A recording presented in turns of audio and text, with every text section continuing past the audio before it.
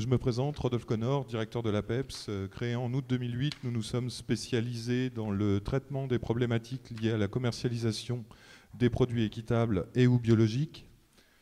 Notre rôle, mutualiser les moyens pour garantir une présence professionnelle et sensibilisée sur le terrain, collecter, analyser et comprendre les données marché pour être force de proposition, et enfin offrir aux jeunes entrepreneurs un soutien de proximité dans le développement de leur stratégie commerciale.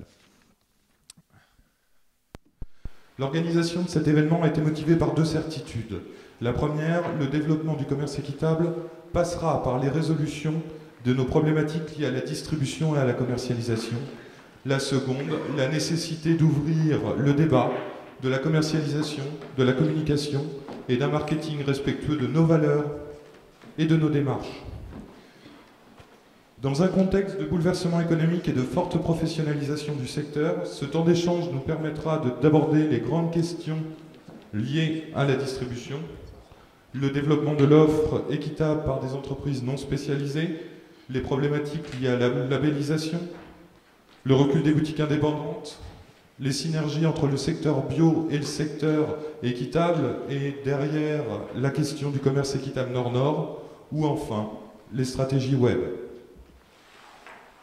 Après un premier temps d'échange axé sur la mise en lumière du contexte économique, nous aborderons différentes thématiques à travers plusieurs ateliers: canal Internet, éco-conception, export et commande publique. Avant d'ouvrir officiellement cette première conférence qui sera animée par Thierry Brun de Politis, je souhaitais remercier l'ensemble des acteurs qui, par leur coup de pouce technique ou leur accueil, ont permis de donner vie à cet événement.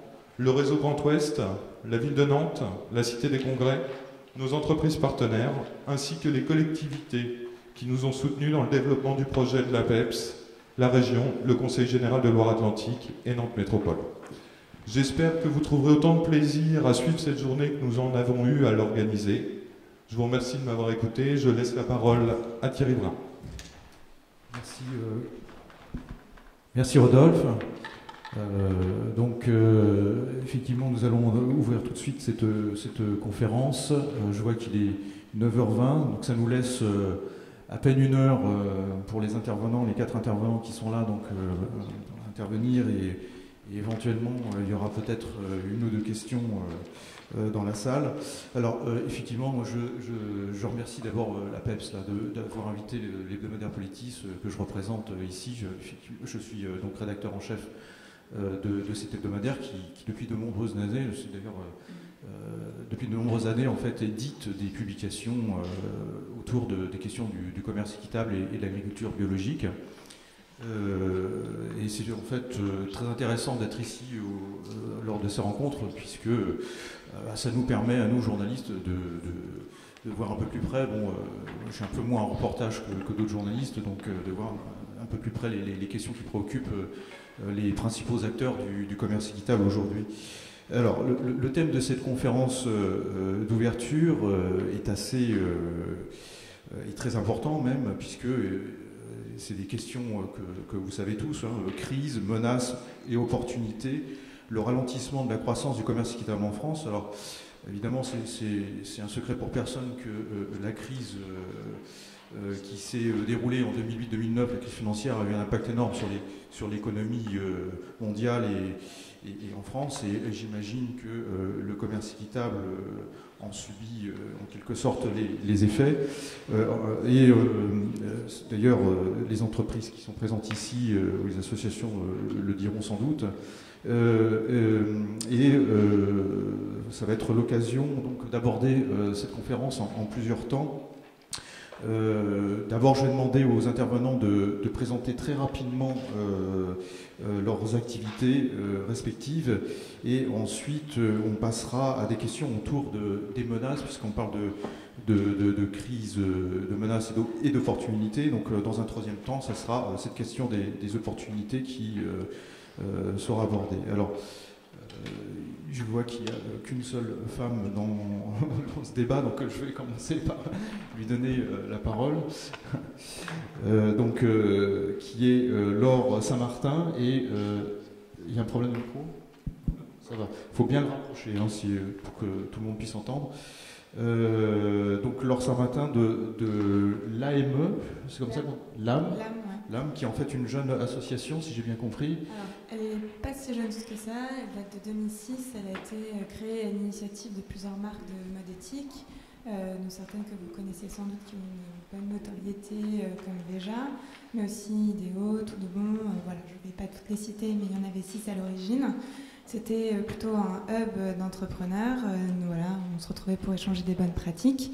Et puis en 2010, voilà, il a été décidé de donner un peu un coup de pouce à cette association, de renforcer son rôle de soutien économique vis-à-vis des marques et aussi de vraiment s'en servir comme une plateforme de visibilité pour les marques adhérentes. Alors voilà. Quelles sont ces marques adhérentes? Alors aujourd'hui, il y en a 10. Donc toujours celle d'origine, Veja, Idéo, Tout de Bon. Il y a aussi Altean qui distribue 2 marques, une marque de lingerie nuit, une marque de prêt-à-porter, Sweet Blossom. Il y a toujours Cruzelita. Et puis il y a aussi des nouvelles marques. Il y a Nu qui distribue des jeans. Voilà, Handmade qui est plus sur l'alpaga, qui travaille avec la Bolivie, et puis Sobosibio qui voilà, aussi introduit une nouvelle dimension dans nos critères d'adhésion, puisqu'elle travaille avec le Portugal. Donc voilà, le commerce équitable, on a aussi intégré sa vision Nord-Nord. Alors, quelle est pour vous la situation justement pour les marques que vous représentez en quelque sorte, quelle est la situation économique aujourd'hui? Est-ce qu'on est effectivement dans une phase de croissance ou de relative croissance ou de stagnation du commerce équitable notamment? Alors, on est dans une phase de reprise. C'est vrai que la crise de 2009 a très fortement impacté d'abord la mode, avec des croissances négatives pour certaines marques. Et effectivement, le réseau de distribution de ces marques était pour la plupart essentiellement des boutiques de commerce équitable, des boutiques éthiques. Or, comme pour la mode en général, les multimarques ont énormément souffert de la crise. Et donc on assiste aujourd'hui à un repositionnement au niveau de la stratégie de distribution. Et effectivement, les marques cherchent à développer leur réseau en propre. On va y venir. Voilà. Bien, je vais passer à l'entreprise Lobodis.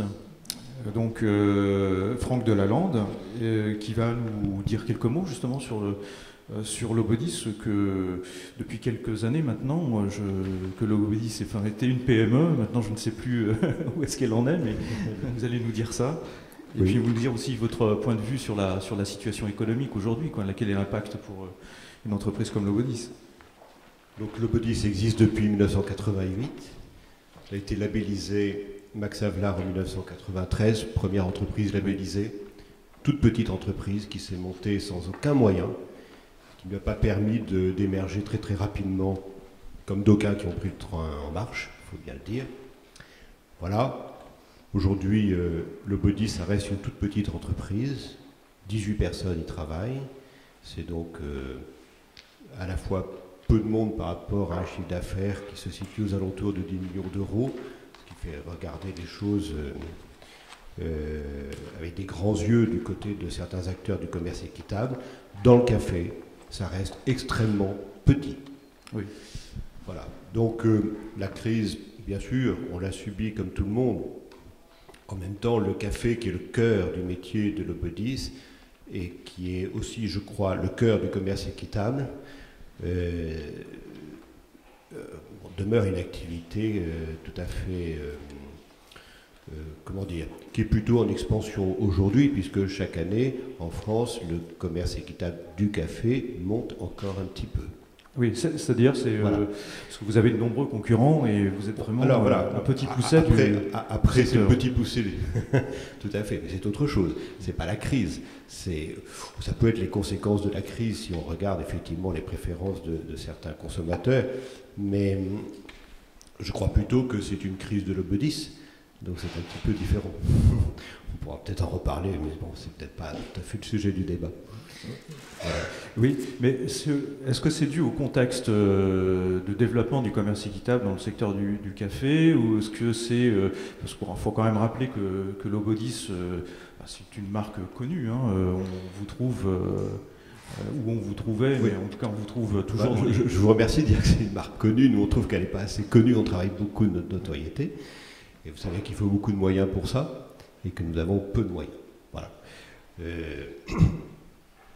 Que dire que les difficultés que nous éprouvons, elles proviennent effectivement de l'émergence d'une concurrence plus forte. En même temps, je crois que la concurrence est une bonne chose, qu'il faut l'affronter et qu'il faut y répondre. Voilà. Donc tout le travail que nous faisons aujourd'hui consiste à chercher des réponses à cette concurrence qui émerge et puis à affirmer les valeurs qui nous font vivre. Aujourd'hui, 2 valeurs, 2 piliers, la vérité, la justice. À partir de là, tout se construit. Alors ça, on y viendra justement, vous nous raconterez ça. Alors j'ai 2 autres intervenants, j'allais dire publics, des collectivités, qui vont aussi vous expliquer un petit peu comment eux interviennent et ce qu'ils font dans leur domaine. Alors je vais commencer par Emmanuel Gachet de la ville de Nantes, qui est donc délégué au commerce équitable et à la commande publique durable, qui va nous dire un petit peu en quoi consiste justement cette activité publique et ce que ça représente pour la ville de Nantes. Bonjour à tous. Tout d'abord, je tiens à remercier effectivement la PEPS d'avoir organisé cet événement pour mettre en évidence justement la thématique du commerce équitable. Et tout à l'heure, Rodolphe me disait que finalement, s'ils avaient choisi le territoire de Nantes et de Nantes Métropole, c'était parce que justement, à partir des informations qu'il avait eues et de la connaissance de ce territoire, finalement, c'était justement une région favorable au commerce équitable. Alors, il ne s'agit pas de s'envoyer des fleurs, mais je pense qu'on est dans une dynamique intéressante, même si, bien évidemment, on évoque les crises, il y a des problèmes et qu'on est encore loin du compte si on souhaite que le commerce équitable devienne, je dirais, une référence en termes de modèle économique. Donc, pour la ville de Nantes, finalement, je dirais que la collectivité est entrée dans le commerce équitable côté institutionnel en 2002, en s'engageant dans le réseau des 500 villes qui s'engagent pour le commerce équitable. Et depuis, en fait, la collectivité a construit, je dirais, une politique progressivement autour du commerce équitable, avec en 2004 la création d'une délégation autour du commerce équitable, et puis parallèlement donc en organisant progressivement des événements comme notamment le marché de Noël équitable, et puis aussi, parce que c'est ça qui est important pour les acteurs qui sont les acteurs économiques qui sont dans le commerce équitable, à développer une politique d'achat autour de produits issus du commerce équitable, comme bien sûr le café, le chocolat, le sucre, et à essayer de faire en sorte de structurer et de faire en sorte que ces achats soient pérennes et non pas à l'occasion d'événements. Donc l'idée étant que justement à travers sa politique d'achat, la collectivité avait une responsabilité en quelque sorte, si elle souhaitait, si elle reconnaissait dans le commerce équitable une alternative intéressante à soutenir. Et vous avez une lourde responsabilité, doublement, puisque justement les intervenants parlent des effets de la crise, et une collectivité comme la ville de Nantes doit sans doute jouer un rôle aussi pour pérenniser certaines activités de commerce équitable, je pense. Alors, tout à fait, parce que moi je pense qu'il faudra à un moment donné ou à l'autre aborder cette question. Je pense que s'il y a aussi crise pour le commerce équitable, ça ne touche pas exclusivement le commerce équitable, mais il y a eu une option qui a été choisie par un certain nombre d'acteurs de passer par la grande distribution, qui peut aussi se défendre, mais on voit bien aussi qu'on est confronté à des limites, parce qu'on a affaire à un partenaire économique qui est très puissant, qui a ses logiques propres, et ça vient quand même malgré tout en contradiction avec ce que porte le commerce équitable et les acteurs du commerce équitable, et que justement les collectivités sont dans une toute autre logique. Il ne s'agit pas de développer des marges pour les collectivités, il ne s'agit pas de récupérer à soi, je dirais, l'image que peut représenter le commerce équitable, mais c'est au contraire de s'engager aux côtés des acteurs, notamment économiques, pour développer ce commerce équitable. Et donc, par rapport à des marchés publics, l'idée c'est que quand il y a un prix qui est fixé, alors, il peut y avoir à un moment donné discussion et réflexion du côté des collectivités, mais une fois qu'il y a un contrat et un marché qui est passé, il n'y a jamais de remise en cause de ce marché. Et je pense que ces deux aspects sont essentiels pour justement dessiner, alors je ne dis pas que c'est la seule issue pour les acteurs du commerce équitable, mais en tout cas les collectivités, par leur spécificité, représentent, je pense, une opportunité très intéressante. Alors, merci. Autre intervenant public, j'allais dire, qui est la région Pays de Loire, dont Laurent Martinez est l'éminent représentant, et surtout, il va nous parler du territoire du commerce équitable. Qu'est-ce que c'est que ces territoires de commerce équitable ? D'abord, je tenais à saluer toutes les personnes qui sont dans la salle, et je suis vraiment content que dans le cadre de ces rencontres, on ait pu intégrer le commerce équitable et lui donner une telle importance, puisque la PEPS est présente là sur cet événement, mais aussi la plateforme du commerce équitable avec différents événements. Donc c'est une très bonne chose, et ça donne toute l'importance du commerce équitable dans le cadre des achats responsables. Alors TDCE, territoire de commerce équitable, alors sans doute certains dans la salle pourraient en parler un peu mieux que moi, n'est-ce pas, mais je vais en parler dans le cadre de la région Pays de la Loire. Donc nous sommes labellisés TDCE depuis 2009. Alors je vais vous faire un bref résumé de ce qui est TDCE. Donc TDCE, territoire de commerce équitable, c'est un mouvement international qui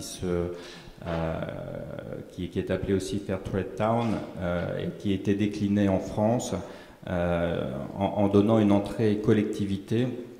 Ce label, qui est décerné par la plateforme du commerce équitable,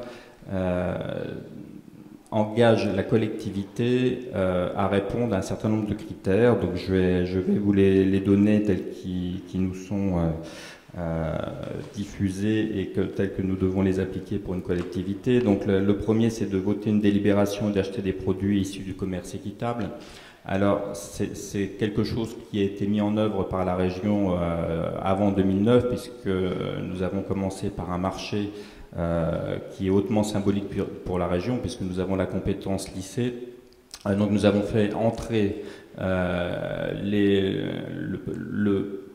produit commerce équitable dans la consommation de la région par cette porte-là, même si on avait déjà des petites touches, parce que on le sait, les collectivités ont une partie communication très importante, donc symboliquement il est toujours intéressant d'avoir des produits du commerce équitable dans les cadeaux, dans le café, donc ça permet de passer des messages aux consommateurs et puis de donner une image de la région. Mais là on était beaucoup plus loin, puisque la région a acheté à ce moment-là pour 300 000 € de budget de tenue en coton équitable pour les personnels des lycées, donc vêtements de travail. Donc ça ne veut pas dire seulement acheter, ça veut dire d'un point de vue comportemental, apprendre à ces personnes-là à utiliser différemment un produit qu'ils n'ont pas l'habitude d'avoir, puisque ce type de produit-là a une autre pérennité, il est plus cher, une autre qualité, et que derrière il promeut et il intervient dans une filière économique. Donc ça, il a fallu faire donner un autre mode de consommation, parce qu'on est bien dans un autre mode de consommation, dans un autre mode de développement économique. Et la région a fait un très très gros travail auprès de ses personnels pour faire accepter, pour faire comprendre et pour inciter les utilisateurs à consommer de façon différente des tenues de travail. Donc le deuxième axe de travail pour cette labellisation, c'est de contribuer à développer les produits équitables dans les commerces et les restaurants du territoire. Alors ça suppose, les collectivités, la plupart du temps, font entrer TDCE par le biais des marchés publics. Emmanuel en a parlé un peu. Donc on a deux axes dans ce territoire de commerce équitable. On a la partie comportementale, donc notre propre consommation, comment on se comporte, quelle est notre action en tant qu'acheteur public. Et puis il y a l'aspect incitateur à l'extérieur. Donc ça veut dire qu'il faut mobiliser en transversal plusieurs services, plusieurs commissions à l'intérieur de la collectivité. Ce qui est compliqué parfois pour une collectivité, parce qu'une collectivité c'est une grosse machine, qui n'a pas forcément l'habitude de faire travailler ensemble ces différents services. Et là, dans l'entrée marché public, ça veut dire que sur les incitations économiques ou le développement économique sur le territoire, il y a une certaine mobilisation à faire, donc c'est un long travail, mais qui commence à avoir le jour. Donc il y a toute une sensibilisation à faire avec des actions d'éducation, et nous sommes rentrés en cette phase-là pour la région. Éventuellement, je pourrais vous détailler certaines actions si vous me le demandez plus tard. Donc inviter les principales entreprises et organisations du territoire à acheter des produits du commerce équitable. Alors ça, c'est un axe extrêmement intéressant parce que ça veut dire essayer de conditionner des aides économiques à des entreprises ou les inciter, ou en leur donnant des bonus, en leur demandant de consommer du commerce équitable. Donc c'est un acte extrêmement volontaire, parfaitement politique d'ailleurs. C'est une façon aussi de soutenir le développement local. Totalement, c'est rentrer dans cette démarche-là sans donner des aides directes à des acteurs de commerce équitable, mais à développer la consommation. Alors, par exemple, vous avez un exemple à nous donner? Oui, alors il y a la région, par exemple, l'Île-de-France, qui met en place une charte d'éco-conditionnalité et qui, dans cette charte-là, soumet des aides économiques en demandant aux entreprises qui sont aidées d'avoir un produit commerce équitable dans leur consommation. Donc c'est quelque chose à laquelle on réfléchit fortement à la région, puisque nous sommes en train de revisiter notre charte d'éco-conditionnalité, et je veille fortement à ce que ce critère-là puisse être introduit dans cette charte-là. Le quatrième critère est de communiquer sur les réalisations et sensibiliser sur les enjeux du commerce équitable. Alors, il y a deux axes. Cette sensibilisation, elle peut se faire et elle doit se faire tout d'abord et avant tout à l'intérieur de l'institution. Donc je parle de consommation de produits équitables. On ne décrète pas comme ça dans une collectivité, on va consommer du commerce équitable, mais il faut derrière que les acheteurs, et ils sont nombreux, puissent être sensibles à ça et qu'ils apprennent aussi à l'intégrer dans leur marché, ce qui n'est pas forcément très simple. Et enfin, et je dirais même quelque chose de très important, et que d'ailleurs Emmanuel pourra peut-être en parler tout à l'heure, c'est le Conseil local du commerce équitable. Donc c'est un lieu d'échange et de proposition sur la campagne commerce équitable. C'est une obligation dans ce label, mais même si ça ne l'était pas, je pense que toute collectivité devrait ou doit s'intéresser à ce type de conseil. C'est une sorte de mini-conseil économique et social dans lequel participent tous les acteurs du commerce équitable, mais tous les acteurs qui peuvent être collectivités, associatifs, élus, acteurs économiques, et qui donc échangent et cherchent à promouvoir des actions sur leur territoire et à développer le territoire. Donc, ça peut se faire à des échelles différentes, à des échelles d'une municipalité, à une échelle régionale. Donc, ça permet aussi d'avoir une vision de développement local, de développement économique sur son propre territoire et de l'articuler entre les différents acteurs.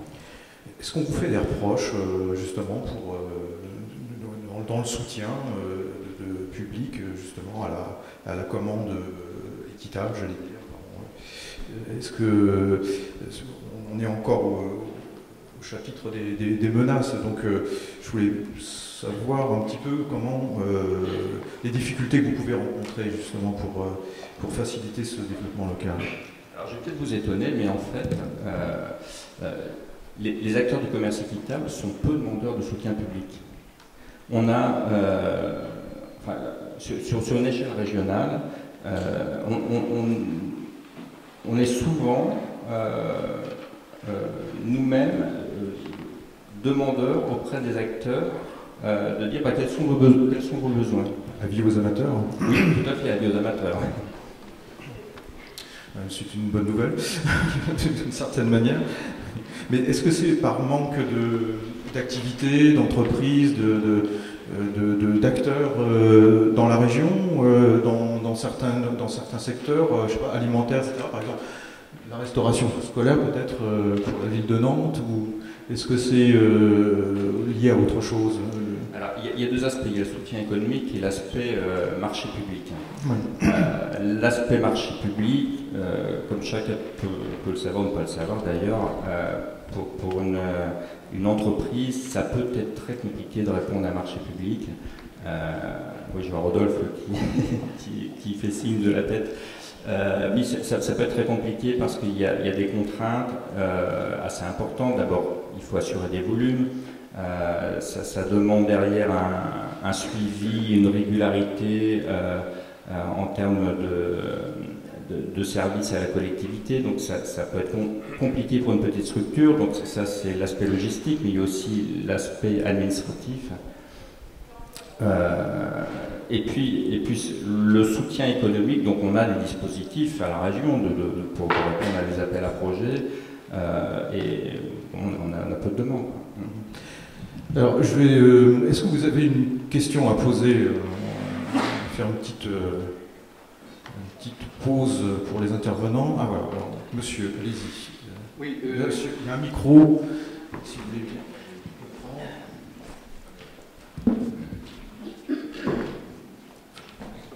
Ça marche normalement. Ça marche. Oui, une petite remarque concernant la ville de Nantes. Parmi les dates qui ont été citées, 2002, 2004, il y en a une qui a été simplement oubliée, c'est celle de 2009, novembre 2009, où la ville de Nantes a reçu le titre de territoire de commerce équitable. Je m'adresse maintenant à M. Martinez. Faites court, s'il vous plaît. Hein, oui, très court. Martinez, ce sont des remarques simplement rapides, qui a évoqué le territoire de commerce équitable. Vous avez parlé des acteurs, les trois acteurs qu'il y a, vous avez parlé que la plateforme du commerce équitable. Or, il y a aussi Max Havelaar et Artisans du Monde. Oui, effectivement, bon, enfin, ça a été évoqué rapidement, mais on l'a, je pense. Allez-y, vous voulez peut-être ajouter un mot, non? Oui, tout à fait, oui, qui sont les trois acteurs principaux de la labellisation au territoire de commerce équitable, bien sûr. Vous avez bien fait de le rappeler. Alors, un mot de... Non, moi, je ne voulais pas m'étendre tout à l'heure sur les dates effectivement essentielles qui pourraient marquer maintenant l'action de la ville de Nantes, et notamment effectivement en 2009, cette délibération qui a été votée en conseil municipal, donc engageant la ville donc, dans cette démarche de territoire de commerce équitable.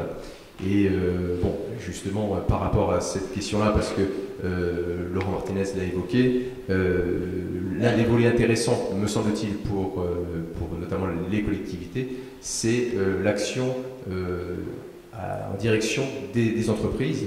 Et en novembre 2009, justement, la ville de Nantes avait organisé une rencontre des acheteurs publics-privés pour bien montrer que finalement il y avait une convergence à la fois dans les freins, mais aussi dans la démarche, et que finalement, à travers justement la création du conseil local, c'était une instance qui pouvait être intéressante pour justement échanger des pratiques, des constats justement du marché, et puis aussi pour pouvoir dessiner des perspectives, des créations d'actions diverses, pour justement essayer de développer l'offre du commerce équitable et ainsi aussi développer la demande en produits équitables. J'imagine que cette mutualisation justement des expériences, là, ça permet à certaines entreprises ou associations d'être aidées, ou voire même de comprendre un petit peu comment fonctionnent les mécanismes du marché public. Hein. Oui. Donc, oui, parce qu'en fait, il y a aussi un autre point sur lequel finalement nous achoppons par rapport au développement du commerce équitable, c'est que nous avons aussi affaire à des structures qui sont de petite taille, et avoir une personne dédiée au suivi des marchés publics, ce n'est pas quelque chose, enfin, déjà ça a un coût, et puis ce n'est pas quelque chose de facile, mais en même temps, par rapport à la réforme du Code des marchés publics en 2006, bon, il y a cette possibilité qui est offerte aux collectivités de pouvoir rencontrer les fournisseurs. Parce qu'il faut bien savoir quand même qu'on vient de très loin, au nom justement du principe de neutralité, il n'était pas question, il y avait vraiment une étanchéité entre d'un côté les acheteurs et les collectivités et de l'autre les fournisseurs pour pas qu'il y ait justement ce risque de corruption. Alors que maintenant, bon, il ne s'agit pas non plus de ne pas avoir de garantie, mais en tout cas, il y a est intégré dans la démarche l'idée de pouvoir rencontrer les fournisseurs parce que ça permet aussi de se mettre au diapason tant du côté des collectivités que du côté des entreprises. Parce que justement, c'est un moment où il est question de pouvoir échanger sur à la fois les besoins, ses contraintes respectives, et puis aussi ce qui peut être proposé. Parce que avec ces appels d'offres des collectivités, ces marchés publics, il y est question effectivement d'introduire de nouveaux critères, mais si finalement en face nous n'avons aucune entreprise qui est en mesure de répondre à ces appels d'offres, finalement on fait chou blanc, c'est-à-dire qu'il n'y aura pas possibilité d'honorer ce marché, et donc ça veut dire qu'on est obligé de reconstruire un appel d'offres avec justement des ambitions moins fortes. Alors, oui, merci Emmanuel Guéchet. Rodolphe Connor, vous oui, si je peux me permettre, donc je vois qu'effectivement des brides de discussion sont déjà ressorties suite à un échange avec les collectivités sur ces freins dans la vente à la commande publique. Il y a deux problèmes, effectivement, un qui a été évoqué par Emmanuel, celui des ressources humaines. Vendre à la commande publique n'est pas anodin. Ça veut dire pour l'entreprise d'avoir quelqu'un qui est spécialisé sur ces questions. Et une autre des problématiques qui n'a pas été évoquée, c'est celle de la particularité du commerce équitable. Les structures productrices préfinancent. Or, la commande publique paye tardivement. Là, c'est pas une question de reproche, hein, c'est vraiment une question de processus de validation de la commande, mais ce sont vraiment actuellement les deux écueils qui bloquent les entreprises. Et le problème, on le sait bien, c'est que chat échaudé craint l'eau froide. Le lien entreprise-collectivité pour la commande publique va effectivement passer par un premier pas, à mon avis, les petits marchés. Dans tous les cas, pour revenir aussi sur la deuxième question, celle du soutien, peu de soutien demandé. Alors nous, c'est pas notre cas, puisqu'effectivement, on est très bien soutenu par l'ensemble des collectivités. Mais c'est aussi une de nos particularités, c'est que nous sommes sur un secteur où se lie commercialisation et valeur. Et pour une structure, se retrouver face à une collectivité, du moins pour prendre le cas de la PEPS, nous sommes à mi-chemin entre les entreprises et les collectivités. Nous faisons le lien, effectivement, on voit bien qu'il y a des difficultés dans les deux sphères. Il y a une volonté d'avancer ensemble, mais ça prend du temps. Est-ce que le fait de, justement, en parlant des structures, entreprises, associations, du secteur de l'économie, ce qu'on appelle l'économie sociale, des coopératives par exemple, est-ce que ça fait partie des démarches responsables de soutien de l'activité du commerce équitable, d'être une coopérative, ça sera peut-être beaucoup plus... Alors voilà, là c'est on en arrive, c'est un cas qui m'est arrivé encore hier. Actuellement, voilà ce qu'on demande à une entreprise équitable, c'est d'acheter ses produits de façon équitable, d'enclencher des processus de développement durable, d'avoir une gestion démocratique de ses rapports humains au sein de l'entreprise, et pourquoi pas de faire de la compensation carbone.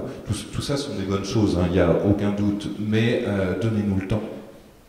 Quand on lance une entreprise, la compensation carbone, on en est de toute façon quelqu'un qui lance une entreprise dans le commerce équitable le fait pour des valeurs. L'effet d'opportunité est largement tombé quand on voit nos marges. On n'est pas un secteur où effectivement on aura beaucoup d'opportunistes sur cette demande. Mais on a cette dynamique. Les entreprises qu'on représente ont déjà enclenché ces processus. Mais il faut prendre conscience aussi que, en face, c'est pas la même chose. Du moins, on parle de développement durable souvent. Toutes les entreprises actuellement françaises font du développement durable. Et c'est une concurrence aussi. Voilà, mais à quel niveau? On en est au greenwashing. Voilà, exactement. C'est un peu cette question. C'est-à-dire que faire du développement durable, si ça passe juste par de la communication, l'équitable n'a plus de travail à faire. Je crois qu'on est largement en avance. Maintenant, si vraiment le développement durable, c'est ce qu'on entend, nous, les entreprises françaises traditionnelles ont du retard. Est-ce que pour l'âme, c'est une opportunité que la commande publique, par exemple, est-ce que vous êtes sollicité dans ce domaine? Pour les entreprises de l'âme, en fait, non, c'est pas vraiment un secteur dans lequel elles sont engagées pour la limite qui a déjà été évoquée, à savoir la taille, enfin, la réponse en termes de volume. Donc, il y a très peu d'initiatives de ce côté-là. Les marques se concentrent essentiellement sur le développement de leur propre collection. D'accord. Et comment vous développez ça? Comment vous le faites savoir? Comment vous le faites connaître? Parce que dans un secteur, par exemple, comme le textile, Vera, c'est aussi les chaussures, c'est une concurrence absolument impitoyable dans ce domaine. Ah oui, c'est vrai que la concurrence dans le domaine de la mode, elle est assez acharnée. Les marques ont commencé à établir leurs différences, effectivement, en mettant en avant le côté éthique, en mettant en avant le côté green, le côté bio. Effectivement, d'ailleurs, il n'y a pas que du bio, il y a aussi plein d'autres matières écologiques. Mais finalement, elles en ont senti les limites, et la crise de 2009, ça a été un peu l'élément déclencheur qui fait qu'on se pose les questions d'un renouvellement stratégique, et on se dit que finalement, ce qui est important et ce qui est différenciant, c'est le discours de marque, c'est l'identité de marque. Et on a beau être des marques avec un ADN et un protocole de production qui soit responsable, il faut aussi affirmer un style, affirmer un discours, être une marque affective qui transmet plein de choses. Donc ça, c'est effectivement un tournant qu'elles sont en train de prendre maintenant. D'accord. Et où vous en êtes, grosso modo, de ce développement avec l'ensemble des entreprises adhérentes de votre association? Alors, l'âme n'a pas directement un rôle de conseil en tant que tel. Je suis la seule permanente au sein de cette association, et voilà, c'est plus informel, les missions de conseil stratégique, voilà. Mais on n'a pas... je ne suis pas détachée dans les entreprises pour aller réfléchir sur leur stratégie. En revanche, ce que fait l'âme, c'est plus mener une veille constante sur ce qui se fait dans le secteur de la mode dans son ensemble, et du coup repérer ce qui peut leur donner des impulsions de développement. Donc voilà, ça c'est le premier rôle. Et puis après, effectivement, par de l'événementiel, par du rédactionnel dans des blogs, dans des journaux, d'amener un peu une notoriété sur ce que font les marques. D'accord. Pour le Godis, comment vous allez vous redévelopper d'une certaine manière? Pour nous, c'est très très important de voir l'émergence des commerces équitables dans la commande publique. Pourquoi? Parce qu'on a besoin d'en parler, parce que c'est des comportements qui changent, qui évoluent, et que la commande publique, d'une certaine façon, peut aider à la modification des comportements.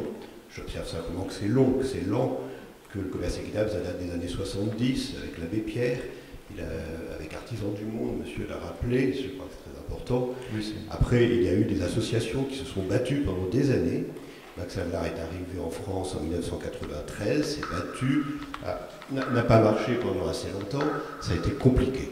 Voilà. Et aujourd'hui, j'entends dire que, par exemple, c'est antinomique d'aller dans les grandes surfaces. Bien sûr que non. Pourquoi? Pour des raisons matérielles évidentes. Un producteur, l'unité de production, c'est 19 tonnes de café vert. 19 tonnes de café vert, c'est 55 000 paquets de 250 grammes. Comment fait-on si on ne va pas dans les grandes surfaces? Donc, bien sûr, merci à la commande publique, mais merci d'abord à M. Leclerc, à M. Carrefour, à M. Casino, à M. Monoprix, qui nous ont aidés et qui nous aident encore à diffuser nos produits, et grâce auxquels les producteurs qui nous font confiance peuvent vivre, tout simplement. Et vous êtes confronté aussi à ce qu'on appelle au développement des marques distributeurs sur le même terrain que celui du café, notamment Leclerc, d'autres se sont lancés avec aussi une certification du commerce équitable qui peut être Max Havelaar et d'autres. Oui, c'est vrai. Qu'est-ce que vous voulez que je vous dise là-dessus? Ce sont mes clients et ce sont mes concurrents. Voilà. Oui. Donc c'est une difficulté. Oui. Et cette difficulté-là, on doit pouvoir la surmonter dès lors qu'on défend des valeurs, Voilà, et que ces valeurs font vivre. Aujourd'hui, une entreprise comme Le Bodis, c'est pas une entreprise qui cherche, c'est pas une marque qui cherche à se différencier en fait, c'est une marque qui relie les hommes. Donc ça c'est important. Est-ce que tout le monde peut en dire autant? Je ne suis pas sûr. À nous de le dire, à nous de le faire savoir. Et pour ça je suis ici. Bien sûr. Et aussi d'informer les consommateurs, parce qu'il est difficile en même temps de se repérer sur c'est vrai. Dans les rayons des supermarchés ou c'est vrai. On essaie de le faire sur nos paquets. On change d'ailleurs prochainement nos paquets pour essayer d'expliquer un petit peu mieux. Ceci dit, un paquet de café, c'est vrai que c'est la première chose que l'on voit, mais c'est pas un manifeste. Donc comment l'expliquer? Voilà, la publicité télévisuelle, je sais ce que c'est cher, et nous on fait des spots de 6 secondes. Donc en 6 secondes, vous n'avez pas le temps de dire grand-chose, sinon que Le Bodis c'est du café. Voilà, donc restent d'autres biais, des associations comme la PEPS, Internet, qui est un lieu formidable pour expliquer, pour dire aux gens ce que l'on fait, et expliquer la véracité de la démarche. Aujourd'hui, sur un paquet de café, Le Bodis, vous avez un numéro de lot, vous allez sur Internet, clac, clac, clac, vous cherchez, et vous tombez sur la coopérative du café qui a été mis en œuvre dans le paquet. C'est quand même pas rien, et ça intéresse des gens.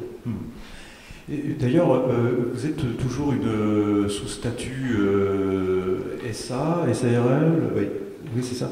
Vous n'êtes pas une coopérative en fait? Non, on n'est pas une coopérative. Je sais qu'à vos débuts, vous ça n'a jamais été une coopérative, oui. Ça a toujours été une société anonyme.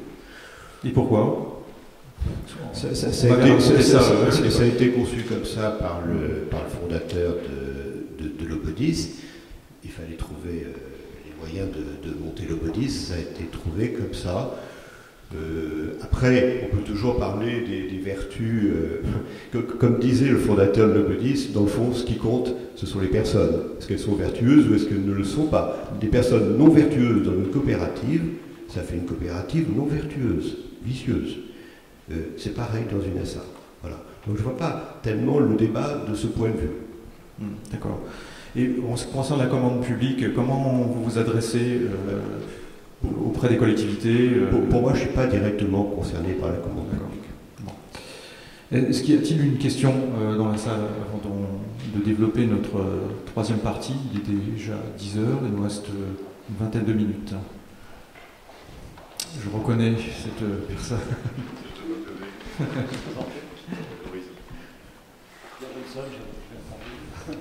Bonjour.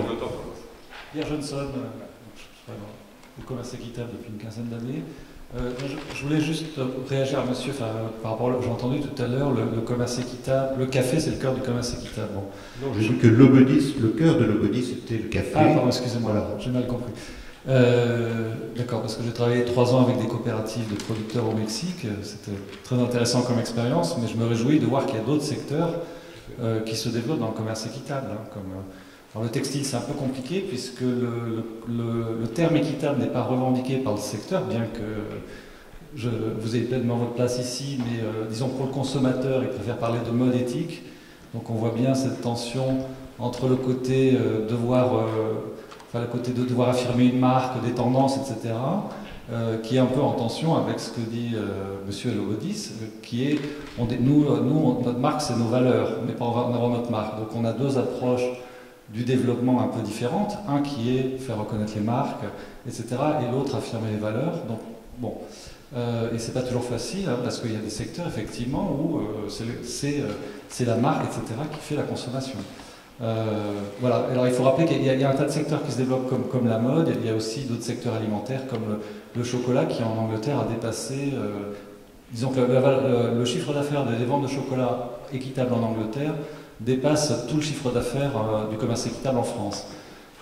Et il y a d'autres produits. Alors juste, ce qui est intéressant dans certains de ces produits, c'est la valeur ajoutée. Je veux dire, dans la mode, vous avez une valeur ajoutée, une créativité qu'on peut partager. On peut le partager aussi dans le café par d'autres moyens.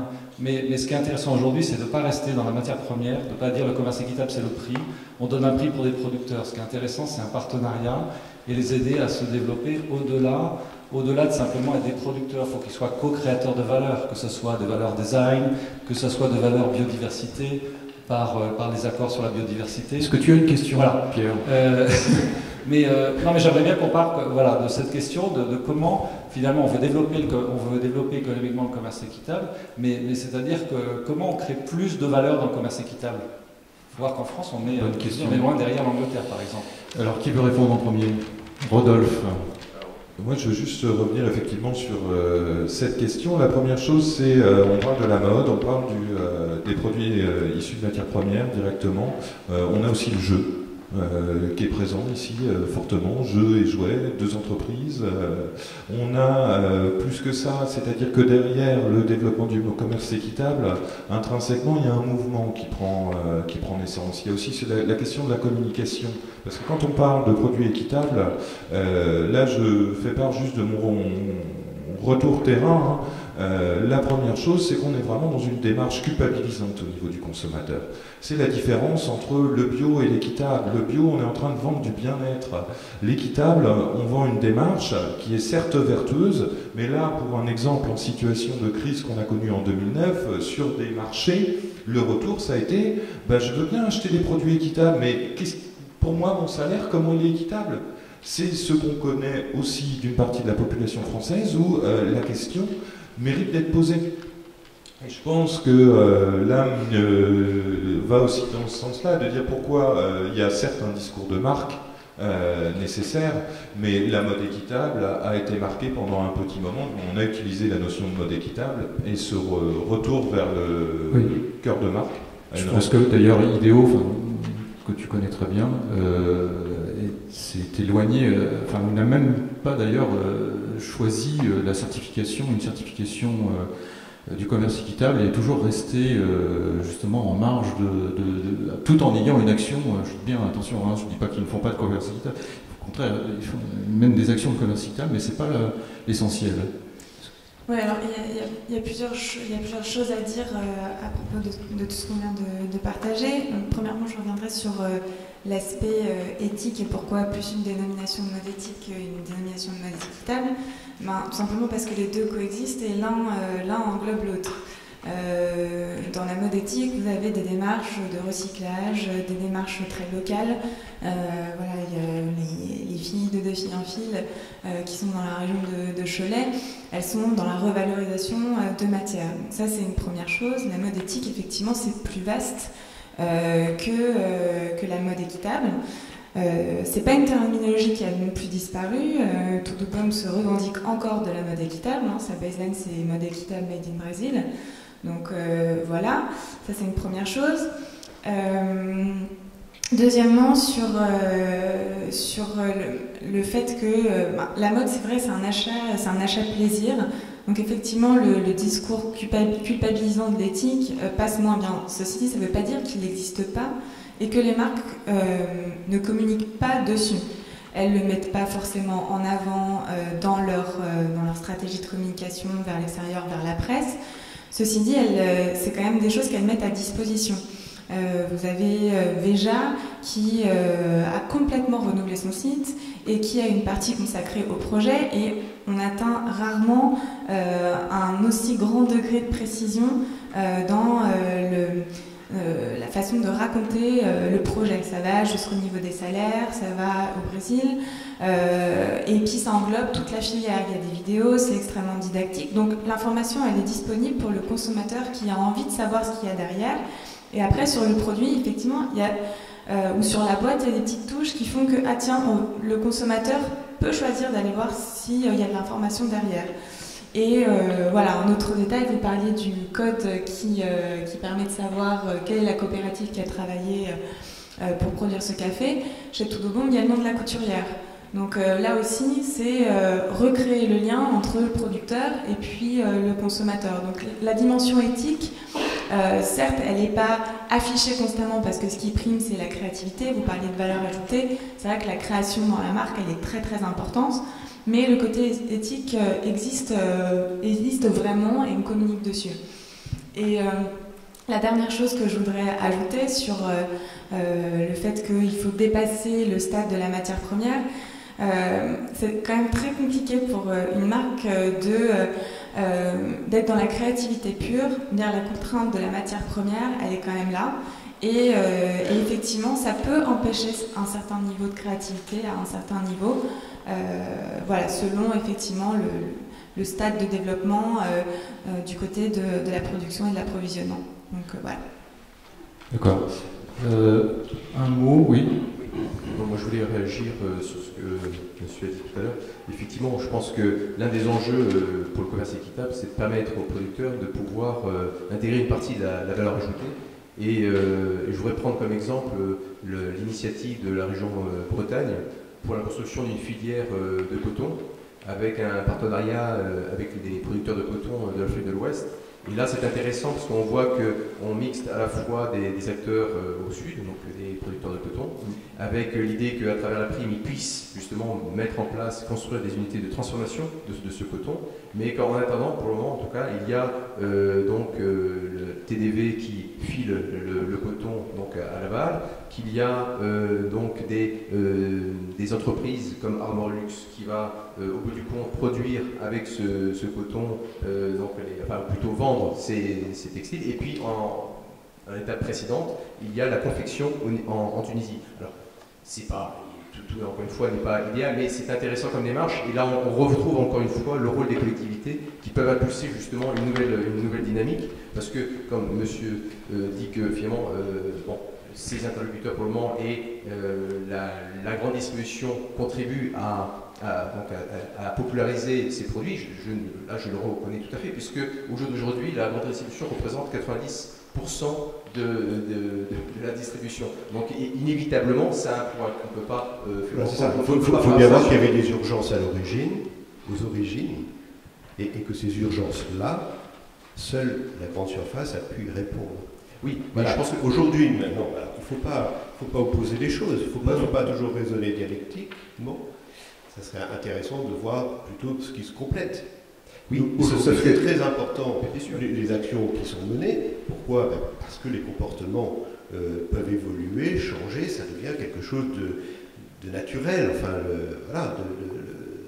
acheter commerce équitable aujourd'hui, c'est quelque chose d'important, c'est pas neutre. Et votre action contribue beaucoup. Nous sommes d'accord. Mais en même temps, ce que je voulais dire aussi, c'est que, tout comme dans le bio ou dans l'agriculture, il y a l'idée de développer de nouveaux réseaux de distribution. La question des circuits courts est intéressante. Et je pense qu'on ne peut pas faire l'impasse sur une réflexion justement sur la construction des circuits et des filières. Et que justement, à travers le commerce équitable, on voit bien que se pose le problème, parce que c'est un peu lié avec la question du prix in fine, et que si on veut justement mettre l'accent sur autre chose que simplement un soutien aux producteurs avec, comme le rappelait Rodolphe, peut-être un manque d'aspect positif pour le consommateur in fine, on est au devant de certains freins, et que justement c'est à travers cette réflexion sur ces filières, sur justement la promotion de nouveaux acteurs, alors à toutes les étapes, que l'on va pouvoir justement aussi dessiner un nouveau paysage pour le commerce équitable. Alors encore une fois, pour revenir sur la grande distribution, on est sur un existant qui est très structurant, à plus d'un titre, mais ça n'empêche pas justement d'envisager, de dessiner de nouvelles perspectives. Et encore une fois, à travers l'exemple de la région Bretagne, je pense que c'est intéressant de voir qu'on peut construire des alternatives. Alors, là, c'est très intéressant tout ce que vous dites là, et se confrontent plusieurs idées. On en est déjà à la question des opportunités, bien entendu. D'abord, la notion de commerce équitable, jusqu'à présent, on a parlé d'un commerce équitable qui était plutôt nord-sud. Et là, on est en train, alors nord-sud, évidemment, avec des produits alimentaires comme le café, où inévitablement, on est obligé d'avoir des relations commerciale avec les producteurs, réunions coopératives. Après, on transforme le café. Et la transformation du café aussi. Donc là, on est dans une filière où on est obligé de passer aussi par le sud, et c'est très bien.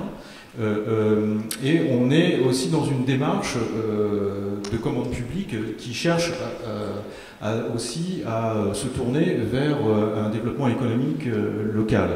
Donc là, on voit bien qu'on est en train d'élargir le champ du commerce équitable Le commerce équitable, apparemment, c'est ce qui est en train de se produire, puisqu'il y a déjà des entreprises qui ont annoncé des choses importantes ces dernières semaines. On pourra peut-être en parler.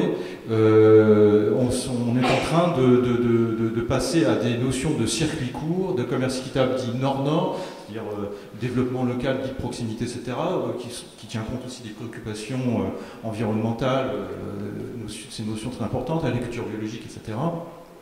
Donc est-ce que tout ça, pour vous, fait partie de développement de vos développements futurs? Et puis, Rodolphe, déjà? Oui, donc je me permets de répondre à cette question, puisque c'est une dynamique qu'on a rencontrée dès le lancement, puisque quand on a lancé le projet, c'était déjà défini que nous cherchions à travailler sur les points, avec des entreprises spécialisées dans le bio, donc local, et avec du commerce équitable. Effectivement, donc par rapport aux collectivités, ça a été une première inquiétude de se dire on ne mélange pas bio et équitable, parce que pour les collectivités, c'est deux secteurs différents. Le constat, et c'est là, avant de parler moi de commerce équitable Nord-Nord ou d'autres démarches, ce que je veux souligner, c'est cette opportunité. Depuis 2 ans, on a réussi à réunir des entrepreneurs bio, de viticulture, de produits de maraîchage, vraiment sur tous les secteurs, et des entreprises équitables. Sur quel point ils sont réunis? Sur 2, l'amour de leur métier et la recherche de l'excellence, clairement, puisque dans leur démarche, la volonté, elle est vraiment de le faire autrement. Ça, c'est une chose dont on n'a pas suffisamment parlé. Exactement. L'excellence, ça veut dire aussi la qualité. Voilà, puisque ça, effectivement, on est passé très rapidement dessus. Pendant longtemps, les produits du commerce équitable ont subi une certaine, ont pâti d'une certaine image, c'est-à-dire du prix par rapport à une qualité aléatoire. Aujourd'hui, je pense que, et on a le retour des consommateurs, on a certes un niveau de prix qui est toujours un peu supérieur, par contre, au niveau de la qualité, on gagne. Ouais. Alors, justement, la question se pose aussi de savoir si les circuits courts, d'une certaine manière, ne sont pas en train d'apporter une réponse en termes à la fois environnemental, mais aussi de coût. Parce que... Oui. Oui, je veux bien apporter un élément de réponse.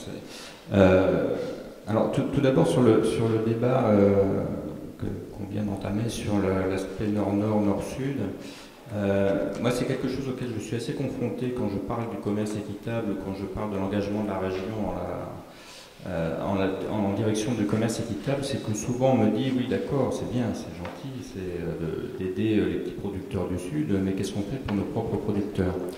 Et pour moi c'est vraiment 2 choses complètement différentes. Il n'y a pas l'un ou l'autre, on ne peut pas les opposer. Tout d'abord, ce sont deux filières.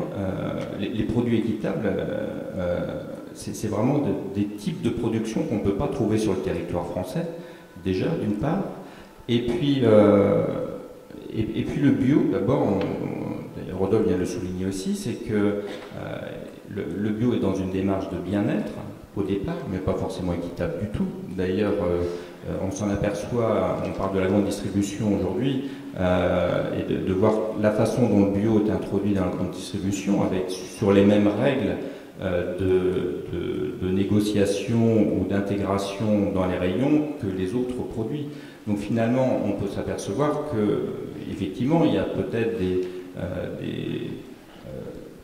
du bio qui est traité de façon équitable, mais le bio ne peut... certains producteurs bio sont autant pressurés que d'autres producteurs de l'agriculture classique. Alors justement, est-ce que... Donc cet échange qui a été fait là, cette rencontre équitable entre les producteurs locaux, et de même circuit court ne veut pas dire non plus comportement social, environnemental exemplaire. On peut très bien acheter des légumes à proximité de Nantes et puis qu'ils soient produits dans des conditions environnementales épouvantables. Donc il n'y a pas pour l'instant de labellisation circuit court qui nous garantit le type de production qu'on a. Après, il y a des démarches aussi qui sont intéressantes. Voilà, la Belgique, dans le territoire de commerce équitable, a introduit l'agriculture de proximité dans le label TDCE. Pourquoi pas, je trouve ça plutôt pas mal. D'accord. Alors, ce que je retiens, c'est que, évidemment, les deux sont compatibles. On ne va pas aller vers un commerce équitable nord-nord au détriment d'un commerce équitable nord-sud, puisque bon, c'est quand même une des questions fondamentales du commerce équitable, c'est d'essayer de revoir un petit peu les conditions dans lesquelles le commerce mondial, c'est quand même ça l'origine du commerce équitable, les conditions dans lesquelles le commerce mondial se pratique, et c'était un mouvement à l'origine qui était initié par les pays dits du tiers-monde à l'époque, qui soulevait cette question de cette concurrence et de ces libéralisations aussi qui posaient de gros soucis puisqu'on mettait en concurrence de très grandes entreprises face à des productions vivrières locales dans les pays du Sud. Mais j'ai un peu l'impression que l'un ne va pas sans l'autre en vérité. C'est un petit peu ça ce qui ressort dans vos propos aux uns et aux autres. Moi j'ai bien compris que l'Obolis, par exemple, finalement, évidemment que le café vient des pays du Sud, etc. Mais apparemment, vous avez aussi une activité, développé une activité locale. Oui, je crois qu'il faut regarder toute la filière, monsieur le rappelait tout à l'heure. Et depuis toujours, en fait, l'Obolis fait travailler à CAT. Notre café est torréfié dans un CAT. Et récemment, il a fallu faire un choix. Nous avions 2 usines. Une usine entièrement automatisée, avec 6 personnes, qui faisait exactement la même chose que ce que faisait le CAT. Le CAT s'est équipé un peu plus. On a fait le choix du CAT. Où 20 ou 25 personnes travaillent. Donc, voilà, ça fait partie des choix importants. Je crois que l'enjeu, c'est quoi? C'est de faire en sorte que la personne qui va acheter le produit, qui va s'intéresser au commerce équitable, s'identifie à la démarche. Donc je crois que c'est très important, cette affaire d'identification au produit, enfin par le produit, à la démarche qui est établie. Et c'est à la condition que cette identification soit réalisée que cette affaire de relier les hommes entre eux sera possible. C'est pour ça que je ne vois aucune opposition entre les différentes démarches qui sont faites, mais beaucoup de complémentarité. En même temps, j'ai dit attention, ne zappons pas sur les différentes modes. Le commerce équitable n'était pas une mode, je ne parle pas d'une mode. Voilà. On va pas passer de l'équitable au bio, puis du bio à je ne sais pas quoi encore demain, pas du tout. Ce sont là aussi des démarches qui ont chacune leur valeur, qui sont différentes dans certains points, mais qui se complètent. Voilà. D'accord. Peut-être la conclusion. Je n'avais pas cette prétention-là, mais pour revenir un petit peu et compléter les propos de Rodolphe, effectivement, suite à ce qu'a dit Laurent Martinez, je pense qu'il faut, nous, enfin, en tant que collectivité, nous ne cherchons pas à opposer bio et équitable, mais justement rendre cohérente notre démarche, parce qu'on peut très vite tomber dans des impasses, dans des erreurs. À Nantes, à un moment donné, on s'est rendu compte que finalement nos carottes bio venaient de Hollande. Bon, ça nous a quand même questionné. Et donc, ça nous incite aussi, ça nous pousse à réfléchir à nos choix. Et donc, c'est l'idée que finalement, il ne s'agit pas de poser des produits bio et équitables, mais de faire en sorte que ce soit une complémentarité. Et effectivement, le café et le chocolat, ça va être difficile de le produire pour le moment en tout cas. Bon, peut-être que dans des dizaines d'années, peut-être que nous produirons ces plantes-là en France, mais en tout cas au jour d'aujourd'hui, ce n'est pas cohérent en revanche d'importer des pommes, peut-être des pommes équitables, alors que finalement nous sommes dans une région productrice de pommes. Enfin, c'est pour résumer ce point-là. Après, il y a aussi une autre question sur la proximité. Effectivement, sur l'alimentation bio, il y a l'idée de soutenir avant tout une production locale, parce que c'est ce qui nous semble le plus pertinent. Mais pour revenir sur les acteurs du commerce équitable, effectivement, et ça c'est pour faire le lien avec le territoire du commerce équitable, l'idée c'est de pouvoir soutenir des acteurs qui sont dans la promotion et le soutien, ou faire vivre le commerce équitable.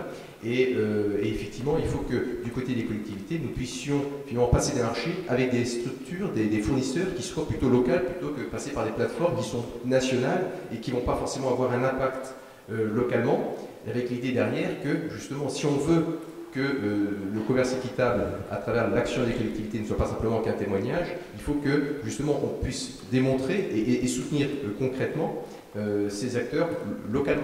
Et donc, je trouve que, justement, ce que représente la PEPS, c'est intéressant, parce que là, on voit émerger un partenaire, un acteur qui peut être en mesure de proposer des volumes, effectivement, mais ce n'est pas non plus le seul point important, mais proposer une offre localement, même si c'est bien sûr des produits équitables.